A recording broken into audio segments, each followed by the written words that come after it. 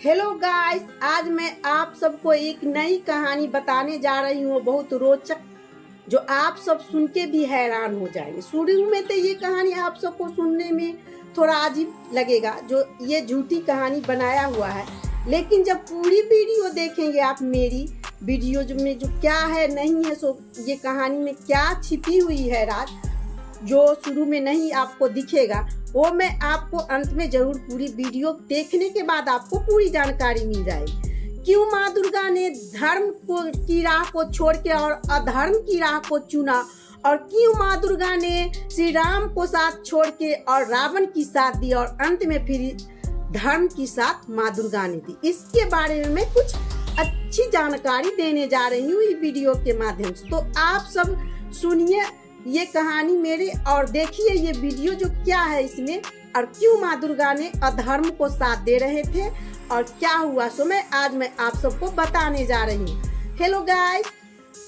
राधे राधे। और ये कहानी मैं आपको अब शुरुआत कर रही हूँ। जब राम के पक्ष में लड़ी माँ दुर्गा, हैरान हो गए थे भगवान राम। रावण के युद्ध में क्यों साथ दिए माँ दुर्गा, ये मैं आप सबको बता रही हूँ। रामायण के युद्ध में एक ऐसा रहस्यमय और चौंकाने वाला प्रसंग आता है जिसे बहुत कम लोग जानते हैं। वह क्षण जब आदि शक्ति माँ दुर्गा स्वयं भगवान श्री राम के विरुद्ध और रावण के पक्ष में खड़ी दिखाई दी। यह दृश्य ने स्वयं श्री राम को भी आश्चर्यचकित कर दिया था। आखिर क्यों माँ दुर्गा जैसे धर्म और शक्ति की प्रतीक ने अधर्मी रावण का साथ दिया। जब राम और रावण की सेनाएं आमने सामने आई, तब एक भयंकर युद्ध शुरू हुआ। भगवान श्री राम अपनी पूरी शक्ति और पराक्रम के साथ युद्ध भूमि में उतरे। उन्होंने अपने दिव्य बाणों से रावण की सेना को परास्त करने का हर संभव प्रयास किया, लेकिन युद्ध में एक विचित्र मोड़ आया। श्री राम ने देखा कि उनके बाणों रावण को छू भी नहीं पा रहे थे, वे अस्त्र शस्त्र जैसे निष्क्रिय हो गए। तब भगवान राम ने अपने दिव्य नेत्रों से युद्ध भूमि का अवलोकन किया। वह दृश्य देखकर वे चकित रह गए।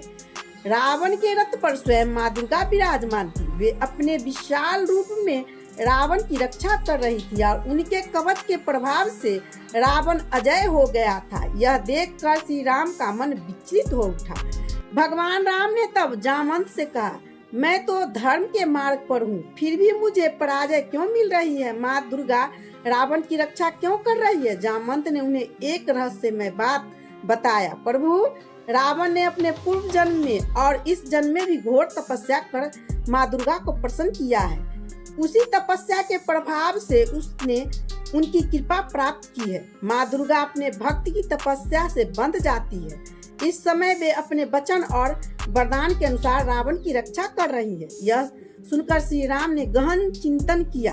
वे समझ चुके थे कि वे केवल युद्ध कौशल में यह विजय संभव नहीं है। जामवंत ने उन्हें सलाह दी कि जिस प्रकार रावण ने तप कर शक्ति को प्राप्त किया है, उसी प्रकार आप भी माँ दुर्गा को आराधना करें। यदि अधर्मी रावण शक्ति को प्रसन्न कर सकता है, तो आप जैसे धर्मात्मा को माँ स्वयं मार्ग दिखाएंगी।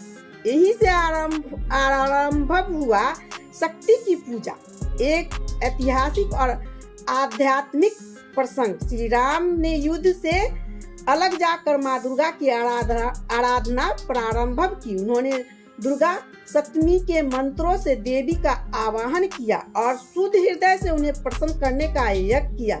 यह पूजा लगातार 9 रात्रों तक चली, जिसे आज हम नवरात्रि के नाम से जानते हैं। जब यज्ञ अपने पूर्ण होने की ओर था, तब माँ दुर्गा ने श्री राम की भक्ति की परीक्षा लेनी चाहिए।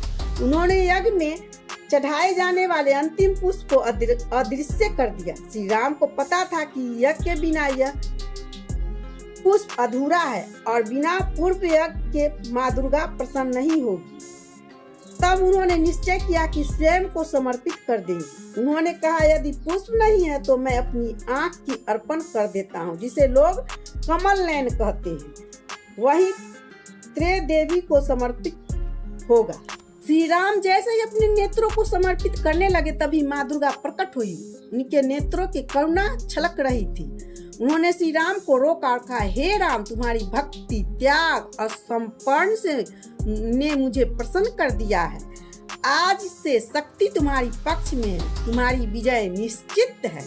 इसके बाद रणभूमि में परिवर्तन स्पष्ट दिखने लगा। रावण की शक्ति क्षीण होने लगी और श्री राम के बाणों ने अपना प्रभाव दिखाना आरंभ किया। वह भी क्षण था जब धर्म की शक्ति ने अधर्म को पराजित करना शुरू किया। यह प्रसंग यह बताता है कि देवी देवता केवल कर्म से नहीं बल्कि भक्ति, समर्पण और तप से प्रसन्न होते हैं। चाहे वह स्वयं भगवान ही क्यों न हो, उन्हें भी शक्ति को सिद्ध करना पड़ता है। यह कथा केवल युद्ध ही नहीं बल्कि आत्मसमर्पण, विश्वास और भक्ति की विजय की कहानी। तो देखिए दोस्तों, ये कहानी मेरी कैसी लगी, हकीकत में सच है। तो आप ये कहानी को जरूर पूरा वीडियो देख के और शेयर करेंगे दोस्तों के साथ और ज़्यादा से ज़्यादा इस पर लाइक और कमेंट करेंगे। जय श्री राम।